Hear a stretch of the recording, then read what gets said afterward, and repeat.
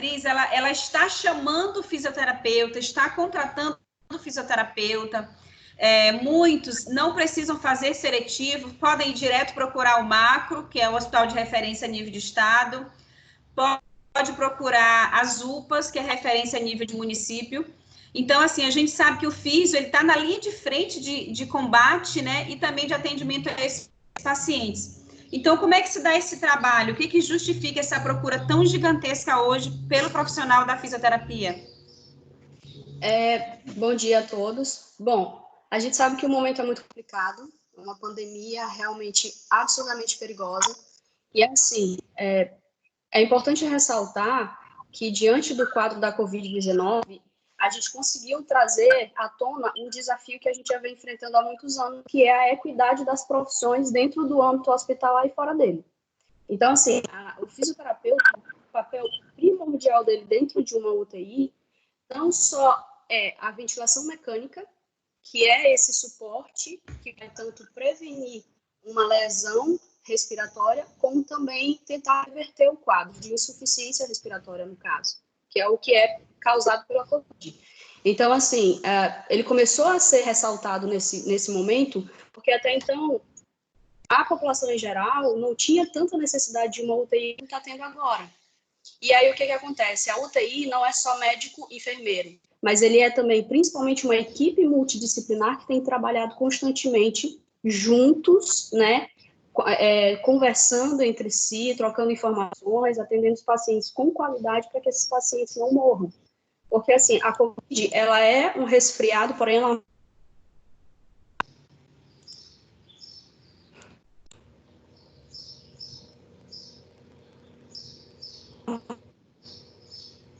Oi?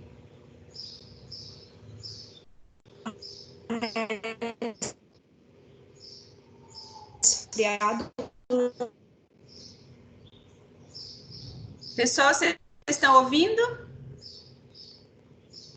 Da Covid. Não, professora. Então, por que está sendo muito procurado?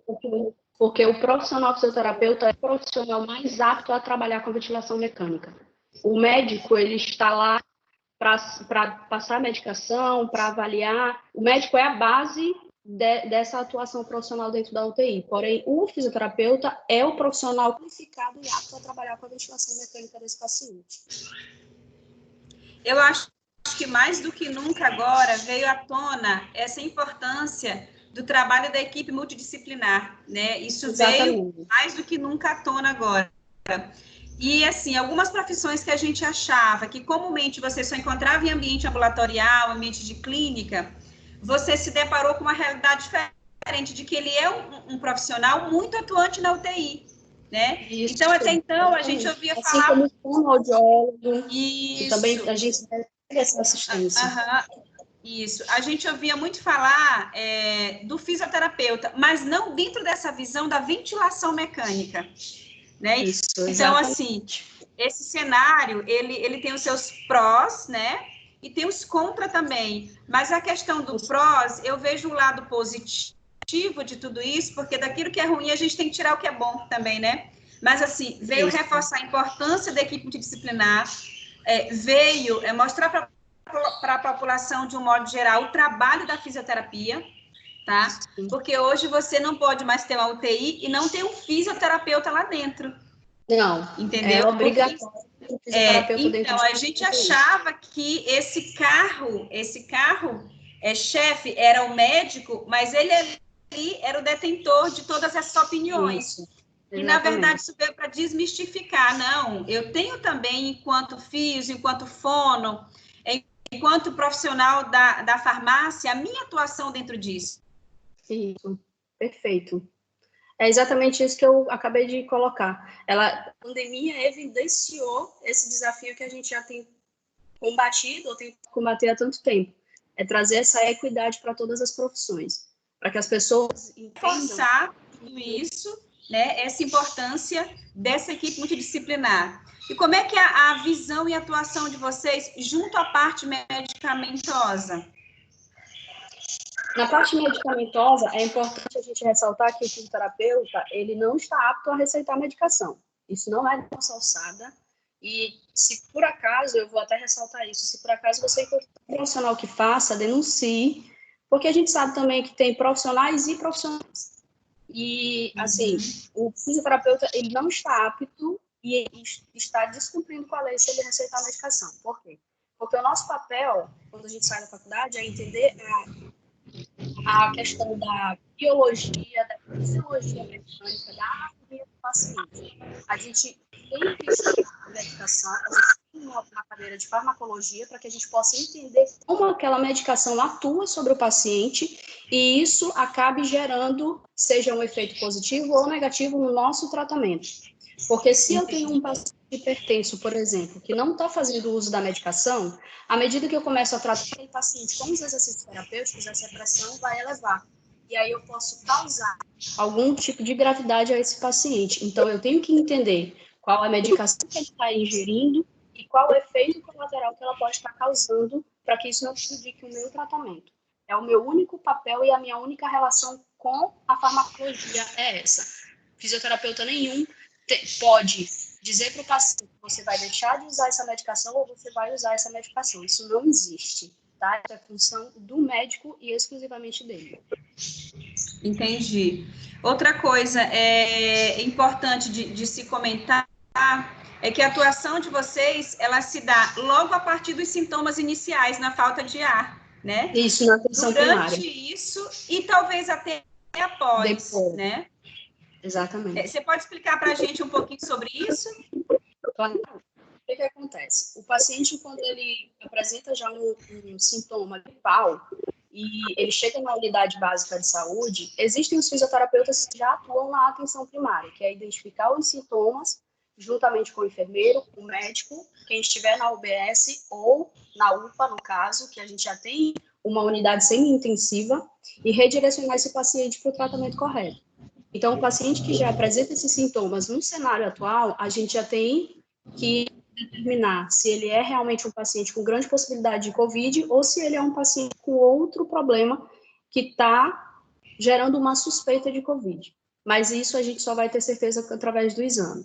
A partir do momento que esse paciente é identificado com esses sintomas, ele tem que ser direcionado.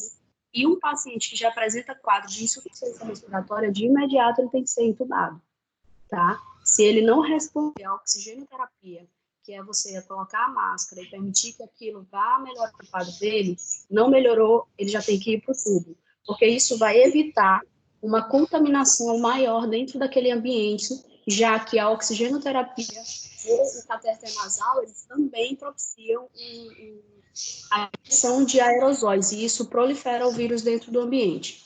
A partir do momento que ele é entubado, ele tem que ir para uma UTI, que é onde ele vai ser melhor assistido, e porque a ventilação mecânica, que é o principal papel do fisioterapeuta dentro da UTI, vai precisar constantemente de ajustes e de observações do quadro do paciente. Um paciente que fica muito tempo em ventilação mecânica, ele vai ter efeitos deletérios para o resto da vida. Então, assim, o papel do fisioterapeuta não é só manter o paciente em tubo para que ele melhore a função da insuficiência respiratória, mas é também dar qualidade para que esse paciente possa sair o mais rápido possível da ventilação mecânica. A ventilação mecânica nada mais é do que uma espécie de acessório, de protocolo de imediato tratamento para que esse paciente possa se recuperar o quanto antes.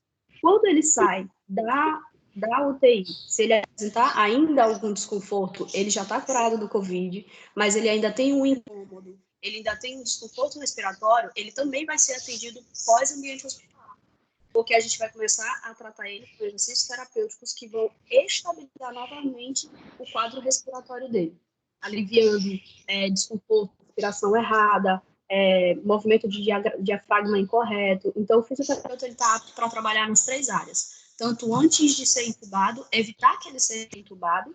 Se ele for entubado, manter esse paciente na melhor condição possível para que ele saia o mais rápido possível da intubação e após ela para que ele volte a ter uma vida com qualidade acima de tudo.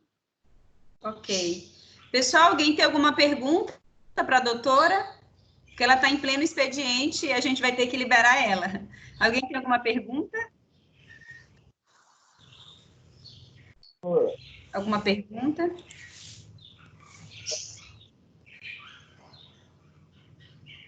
Alguém tem alguma pergunta? Eu acho que o seu Oi, pode perguntar. Falar, professora. Pode perguntar. Apesar dela não mencionar a medicamentosa, eu gostaria de perguntar para essa gente a curiosidade de ver quais são os tipos de anticoagulantes que estão usando no hospital. O nome mesmo, pode ser por um nome de fantasia, só para a gente saber, uma noção. Saber, mas sim para a nossa dela não, só caso ela tenha essa curiosidade de ver. Nem eu não estou ouvindo sua pergunta, seu Matias, mas é alguma coisa relacionada a anticoagulante, não é isso? Ele quer saber o nome, ou pode ser nome fantasia, do anticoagulante que eles estão utilizando. Eu vou responder isso porque eu continuo ainda, seu Matias, indo à UTI e continuo também, a gente está com alguns pacientes em semi-UTI, né, UTI domiciliar. Depende muito do quadro do paciente. O que eu observei? Que um paciente idoso está usando um paciente criança está usando pacientes com doenças raras estão usando outro viés de anticoagulante. Então, depende muito do quadro clínico, né, doutora, desse paciente? Exatamente, depende do quadro clínico, depende de como esse paciente apresenta em relação a outras comorbidades que ele pode apresentar, hipertensão, seja uma cardiopatia leve, uma cardiopatia grave, uma diabetes. Então, assim, varia muito de paciente para paciente. E como a gente estava explicando, é uma alçada que é do médico. Quando o médico, ele está em contato com o paciente, e esse paciente, tanto dentro do ambiente hospitalar quanto fora, ele vai identificar essas questões e traçar qual seria o melhor medicamento para esse paciente. Isso mesmo. Assim, a gente não trata essa questão do anticoagulante como um anticoagulante que generaliza para todos, que todos podem usar. Não existe. Até a quantidade e o tipo depende muito do quadro clínico do próprio paciente, tá? Então, isso depende muito, varia de paciente para paciente. Eu mesma tenho acompanhado 3 pacientes em ambiente de UTI e observo que os 3 são sintomas diferentes de um para o outro, patologias de base diferentes, comorbidades diferentes. Então, varia muito de um paciente para o outro. Deu, seu Matias? Até porque a resposta desse paciente a essa medicação depende da idade do organismo, né? Um paciente que é mais idoso, ele vai responder mais lentamente. E um paciente que é criança, ele vai responder mais rápido. Depende bastante. Varia. Isso mesmo. Mais alguma pergunta, gente? Professora? Está escutando? Tô sim. Eu queria perguntar para a doutora fisioterapeuta que ela está na linha de frente, ela está vendo, porque a gente assiste muitos jornais, telejornais, vê muitas notícias, muitas especulações vamos dizer, de tempo, né? Assim, ela que está na linha de frente, como ela está vendo a questão da conscientização das pessoas, né, no cuidado, como ela está vendo a questão de uma, eu não vou dizer nem perspectiva de fim, porque isso ainda não tem fim, né? É uma coisa, não tem nem dimensão, a gente não tem nem dimensão até onde vai. Mas como ela está ali na linha de frente, ela está vendo os casos que estão chegando, assim, eu queria ver o posicionamento dela em relação a isso, a perspectiva que ela tem em relação à conscientização das pessoas, né? Porque quando não atinge o nosso vizinho, não atinge o familiar, a gente ainda fica meio assim, né? Não vou dizer acreditar porque eu sou um estudante, estou vendo, eu não posso dizer que eu não acredito nisso, né? Mas as outras pessoas, tem muita gente ignorante, e eu vi esse novo ambulatório, foi avisado que era 2 da tarde, tinha gente 8 horas da manhã lá formando fila, e eles orientaram para voltar para casa, mas mesmo assim as pessoas permaneceram lá. Aí, assim, eu queria ver em relação dela, o que ela vê, as pessoas que estão indo, se são pessoas mais idosas, certo que são mais idosos, mas agora não tem mais idade, né? Generalizou para praticamente todas as idades. Eu queria ver o posicionamento dela em relação a conscientização das pessoas e ela desse mais ainda, mais alertar ainda mais a gente, né, que a gente é um transmissor de informações, a gente pode também estar levando informação para outras pessoas, informações corretas, concretas, né, não ficar assim, eu acho que é isso, a gente não, hoje em dia não tem mais o achismo, né, você tem que falar, ou então fica calada, né, se você não tem certeza, fica calada. Aí eu queria ver o posicionamento dela em relação a isso. Então, Jaqueline, é uma pergunta muito importante essa sua, porque, assim, a minha realidade aqui em São Luís é uma realidade bem complicada, porque isso acaba levando para uma questão muito socioeconômica. Por que eu estou falando isso? Porque a consciência, ela é existente, as pessoas aqui a gente percebe que elas estão o tempo todo usando de máscara, é muito raro você sair na rua e encontrar uma pessoa que não esteja usando máscara, né, que não, então assim, a gente acaba por esse lado entendendo que as pessoas estão tendo algum tipo de consciência, porém, elas estão com uma consciência que não chega ao ponto de deixar elas um pouco mais receosas e evitar algumas questões, como, por exemplo, essa questão das filas, de você sair realmente só quando é necessário, porque as pessoas que precisam sair são as pessoas que precisam buscar a sua própria renda, não tem de onde tirar. E essas pessoas é quem estão sofrendo mais com os efeitos da Covid, né? Quando a gente olha para os bairros nobres, onde os casos inicialmente foram muito elevados, é porque eram pacientes que viajam bastante, pacientes que têm contato com pessoas que vêm de fora. Então, são pessoas que têm uma acessibilidade à educação muito maior do que as pessoas que não têm, que são de áreas de bairros mais pobres. E essas pessoas que são de bairros mais pobres, elas precisam sair para trabalhar, para conseguir seu dinheiro, elas precisam, às vezes, não têm noção da realidade do que está acontecendo, do quão grave isso é. Mas a gente ainda está num nível muito preocupante. Foi como eu disse no início, nós já chegamos aqui a 604 mortes, já passamos de 12 mil infectados, se eu não me engano.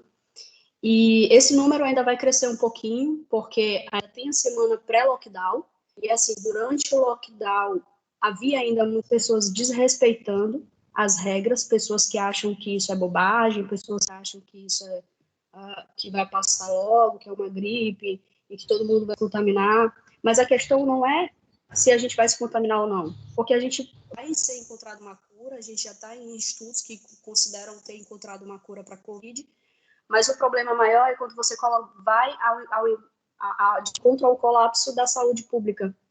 Aqui, os hospitais particulares, eles já estão 100%. Então, todo o restante da população só depende do hospital público. E o hospital público também já está a quase 100%. Quando as pessoas desrespeitam as regras e não se cuidam, não tem como pessoas não morrerem por falta de assistência. Então, a gente se preocupa bastante com isso, porque a gente não quer que chegue no nível da Itália, em que você tenha que escolher qual paciente vive e qual paciente morre. Isso chega a ser desumano, isso chega a ser antiético, porém, não se tem muita escolha quando a gente chegar nesse nível. E é isso que a gente está tentando combater ao máximo. Então, eu peço que quem for da área da saúde, assim como eu, assim como vocês, orientem a gravidade do problema. Se você tiver condições de ficar em casa, fique, só saia quando necessário, saia com máscara, quando chegar em casa, higienize as mãos, tente evitar ao máximo contato com pessoas, até que você faça essa higienização. Então, assim, não dá para só brincar e pensar e ter uma esperança de que vai passar. A gente tem esperança de que vai passar, logo, logo a gente vai encontrar uma solução para tudo isso. Mas até lá, todas as recomendações elas são válidas e nenhuma é exagero, tá? Eu tenho pacientes gravíssimos, pacientes que às vezes chegam já em estado crítico e não tem muito o que se fazer. É muito triste, porque eles acabam morrendo sozinhos, a família não pode dar um velório decente, que é uma coisa que é cultural nossa, velar aquele parente, a pessoa acaba tendo que ser enterrada às pressas, às vezes o próprio parente pode se despedir. Então, assim, há muitos casos também, houveram esse fim de semana, muitos casos de pessoas que fizeram aglomerações, festinhas em casa, e que estavam achando que estava tudo normal de novo. Não é bem assim, tá? Mesmo quando todos os decretos forem baixados e a gente começar a voltar à normalidade, todo cuidado é pouco. Enquanto não se encontrar a cura para o Covid, não dá para ficar brincando ou analisando a situação, tá? Então, tudo que vocês estão vendo, a gente sabe que tem muitas mortes, mas também tem muitos pacientes recuperados, graças a Deus, e a gente está na linha de frente lutando para que a gente consiga só aumentar esse número e evitar as perdas. Então, você que é da área da saúde, se você não está na linha de frente, se coloque na linha de frente no cuidado com os seus parentes e com os seus vizinhos, com os seus amigos. Tá? A linha de frente não é só porque a gente está aqui tratando o paciente que já está infectado, mas a linha de frente é você também prevenir que novos pacientes sejam acometidos pela Covid, tá? Muito bom. E aí, Professora. Oi. Eu entrei logo depois e eu não sabia que que ela morava em São Luís, né? Uhum. Aí eu fiz o comentário do ambulatório achando que ela era daqui de Imperatriz, e é porque aqui foi inaugurado o ambulatório. Desculpa, professora. Não, imagina, fique tranquila. É porque no início... tranquilo, porque isso é um problema geral no nosso estado. Isso. Eu apresentei ela como de São Luís, né? Ei, professora. Pode mais uma pergunta, doutora? Tem tempo para mais uma pergunta? Professora, você está me ouvindo? Tô sim. Eu queria fazer uma pergunta em relação aos pacientes que foram recuperados, sobre a chance de reinfecção, se está havendo muitos casos de reinfecção, tipo de pacientes que já foram curados e depois foram contaminados outra vez. Está tendo esse tipo de caso. Certo. Lucilene, por enquanto, a gente não tem esse número, tá? Os pacientes que foram tratados, que foram recuperados, a gente tem monitorado, a gente tem entrado em contato constante e tem pedido para que os profissionais daquela área da saúde, como os agentes de saúde, fiquem em contato constante para saber como que esses pacientes estão, porque também é uma preocupação. Já que a gente já tem casos na China de pacientes que surgiram, não se sabe se reinfectados ou pacientes novos, e isso já tem 4 meses. Então, assim, pode ser que aconteça, mas não tem estudos finalizados sobre isso, e pode ser que não aconteça. De toda forma, nosso momento é de prevenir e estar constantemente verificando esses pacientes para saber se eles estão, se pode acontecer deles se reinfectarem. A gente acredita que não, mas a gente não tem estudos finalizados ainda. E, pelo menos pela minha experiência, não tem nenhum paciente reinfectado, que é muito bom. Isso mesmo. Mais uma pergunta, a última, vamos lá, a última pergunta. Mais alguma pergunta, pessoal? Não? Não? Ótimo, que bom. Então, tudo muito bem entendido. Doutora, muito obrigada, tá? E depois eu peço que você envie o seu nome aqui pelo WhatsApp completo para a gente certificar. A faculdade vai certificar você. Sim. Muito obrigada pela disponibilidade, viu? Tchau. Então, obrigada a vocês. E só para deixar um recadinho rápido, obrigada pela atenção, por terem ouvido. Obrigada pela oportunidade de mostrar o papel da fisioterapia nesse momento, né? E eu espero que após esse momento a gente também consiga prolongar o quanto o fisioterapeuta é importante, não só dentro do hospital, mas fora dele. Uhum. E, por favor, se cuidem. A Covid-19, ela é preocupante porque ela se recupera muito rápido e ela gera uma dificuldade respiratória muito intensa, de forma grave e muito rápida. Então, por favor, usem máscara, higienizem as mãos, lavem constantemente, cuidem da sua família, cuidem dos seus amigos. E vocês que são da área da saúde, nós, principalmente que somos da área da saúde, a gente nunca foi tão primordial para o mundo como a gente está sendo agora, tá bom? Muito obrigada pela oportunidade, fiquem com Deus e a gente espera que isso acabe logo, tá bom? Obrigada, viu? Amém. Bom trabalho aí para você. Não, porque a minha internet caiu, eu perdi a aula.